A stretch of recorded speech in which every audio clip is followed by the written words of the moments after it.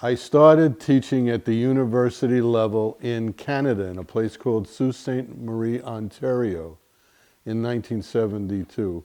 And pretty much I was a fish out of water because I was from New York City and this was really rural Canada.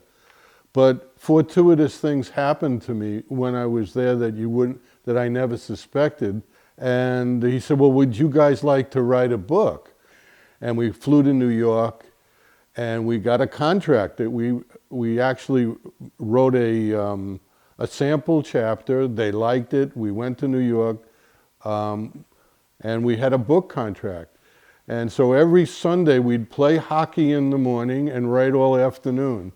And eventually we started to go around the country interviewing all of the people who were at the forefront of RoCo in America. Following in my own mentor's footstep really appealed to me. So I took the job in 1987 and I was at Rochester Institute of Technology for 27 years. The two mentors that I most feel had something to do with learning about teaching and mentorship were Franz Wildenhain, who is a pretty well-known artist in his own right and a pioneer in America in terms of, moving the definition of ceramics forward. And his partner in crime was Hobart Coles, who basically taught me that you really had to be a dedicated teacher and that that was a very important component part. It's one thing to be a good artist, but if you're really not a good teacher or you don't really care about teaching, then you really should be just a very good artist on your own.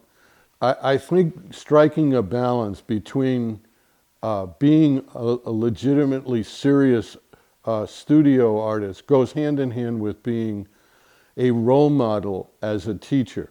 I know that as a student, I always looked up to and was inspired by the faculty that were actively engaged in making their own art. To me, that was where the credibility was in terms of us paying attention to them, because they were facing the same issues and problems that we were, only in a different location. So it wasn't one of those things where they were reminiscing about when they were artists 20, 30 years ago. They were actively engaged. And I always felt that that was one of the cornerstones of my teaching, was that I was totally committed and active as an artist.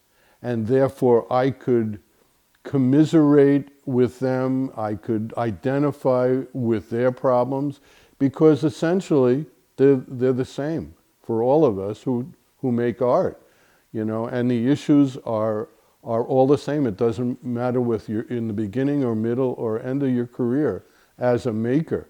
And I think that's really an important aspect of my teaching, was the combination of caring for the students, caring about what they made, but also coming at it as an artist. That's why I like the word mentor. I like the word mentor because I never felt I was a school teacher. I was just basically mentoring people as artists because that was my passion. I just always wanted to be an artist and was actively doing that throughout my whole teaching career. So I was mentoring them. I was not teaching them technique. I was not teaching them how to make my work. I started ceramics, I think I took my first course in 1964 at the State University of New York at New Paltz, and it was a foundation course. Originally, I had gone to the university to be a painter, but since we had to take ceramics, I was drawn into it, without any prior experience, no knowledge. In fact, I didn't know anything about clay or anything about ceramics.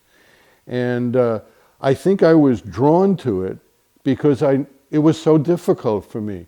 I was drawn into ceramics And it's like everything else. The more you learn, the better you get at it, the more deeply you get involved in it. And I had my nose to the grindstone, so to speak. And 40 or 50 years later, I'm still actively engaged intellectually and physically with the issues in being a vessel maker. You know, a lot of people ask about, technique, or they use the word technique. And, they think it is materials and process. And I don't. I don't like the word technique. I think technique is a fairly simple, simplistic, superficial term. I like the idea of building a sensibility towards one's materials, so that the voice, not only of the material itself, but the artist and the way he handles that material, there's a dialogue. A technique is much less so than that. It's at a very superficial level. So I don't teach technique, but I had tried to talk about getting to know your materials on a very intimate level, and also to try to invent processes that reflect the content and the idea. That's really important. People ask me, well, why didn't you start painting a long time ago? And my answer is, well, because I couldn't. I didn't have the experience that with materials and process and the intimate sense of touch that I developed in clay. I just wouldn't have had the sensibility that you see in the paintings. So it took 50 years, basically, to start doing these paintings. And there's no question that there's a symbiotic relationship between the new paintings and the vessels that I have made. The genesis of it is kind of interesting. I always wanted to paint, and people say, well, at the end of your career, you're going into painting. And it's, in a sense, I'm going back to the beginning, because I started out as a painter. But the big dilemma facing a big white flat space is, what are you going to paint and how are you going to paint it? I just wanted to paint in some ways with the visual vocabulary of the ceramics. And what sold it for me is when I took some of my vessels to be photographed by my photographer, and I asked him to make some details, very close shots of the surfaces and the color of these pots. And I said, oh my God, those are paintings. So I had an inkling of an idea that somewhere within the vessels was the secret to the direction that the paintings were going to go. The polychrome obviously deals with the sensibility of one color or several colors in harmony with or juxtaposed against. So I just decided that rather than emphasize that, I would emphasize the surface of the paintings by making them one solid color. Hence we got to the monochromatic thing. And after producing several of them, I was very unsure about it, because I didn't know whether it was enough. I mean, that's what a minimalist sort of has to grope with, Is this a painting?